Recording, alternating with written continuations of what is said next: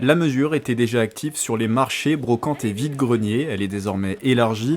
Porter un masque est obligatoire dorénavant aux abords des établissements scolaires et universitaires ainsi qu'autour des gares ferroviaires. L'arrêté du préfet des Yvelines prévaut pendant un mois dans un rayon de 50 mètres autour de ces sites pour les personnes de plus de 11 ans. En cette matinée de rentrée dans cette école primaire du Vésinet, la mesure est plutôt bien accueillie et rassure les parents.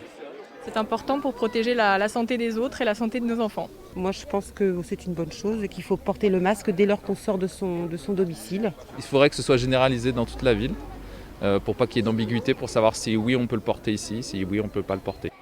Dans une dizaine de communes des Yvelines, les maires avaient anticipé, l'arrêté préfectoral ait pris des décisions similaires dès le mois d'août. C'est le cas d'ailleurs au Vésinet où le port du masque est obligatoire dans plusieurs lieux de forte affluence de la ville depuis le 17 août.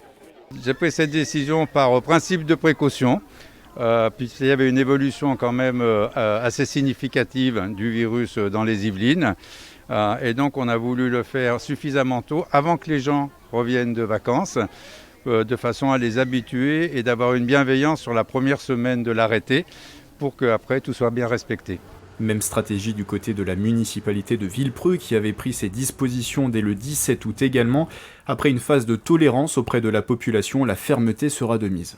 L'arrêté est respecté, en tout cas le port du masque est respecté. Il y a eu un petit moment, on va dire, où il ne l'était pas. C'était le temps que l'arrêté soit compris et soit connu de tous, notamment de la part des commerçants.